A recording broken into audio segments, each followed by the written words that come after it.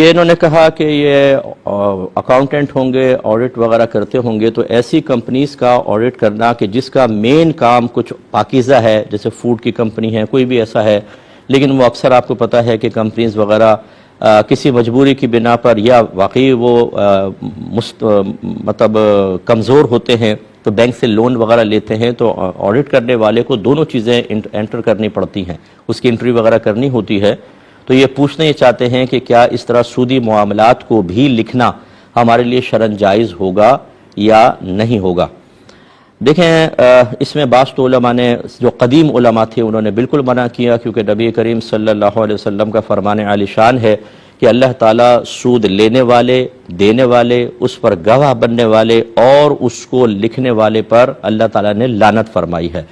لیکن جیسے جیسے دور بدلتا جا رہا ہے، ایسے میں اکاؤنٹس کی ضرورت تو اپنی جگہ پر ہے، اور ہمارے ہاں جتنا بھی نظام ہے تقریباً اس میں سود اتنا انوالو ہو چکا ہے کہ اگر ہم یہ قاعدہ قانون بنا لیں کہ آپ کوئی ایسی جاب کر ہی نہیں سکتے کہ جس میں ذرا سا بھی سود ہو، تو پھر اس کا مطلب ہے کہ پھر تو تمام اکاؤنٹنٹ تو گئے، اور کمپنیوں کا حساب کون کرے گا؟ نہ بینک چلیں گے، نہ آپ کا کوئی نظام چل سکتا ہے۔ اس لیے بامر مجبوری یہ اجازت دی جاتی ہے کہ جو کمپنی باقاعدہ صرف سود کا کام نہ کرتی ہو، جیسے خود آپ نے وضاحت کی کہ مین کام ان کا سود نہیں ہے، پاکیزہ اور حلال ہے، لیکن ضمناً یہ بھی کرنا پڑتا ہے، تو یہ آپ کر سکتے ہیں، اور دل میں کراہت رکھ کے آپ ایک سافٹ ویئر پر اس کی انٹری کر یا سافٹ ویئر بنانے والے ہوتے ہیں وہ بھی ہم سے پوچھتے ہیں کہ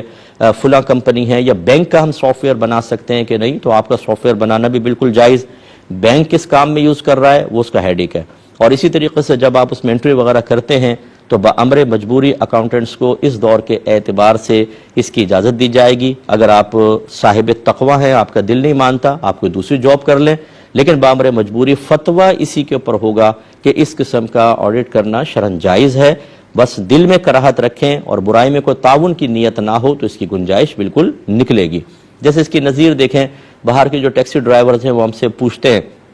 کہ مجھ سے صاحب بعض اوقات لوگ ہمیں کہتے ہیں ہمیں پب میں لے جائیں یا چرچ تک چھوڑیں، تو کیا ٹیکسی ڈرائیور کو اپنے ان لوگوں کو لے کے جانا شرعاً جائز ہے یا نہیں؟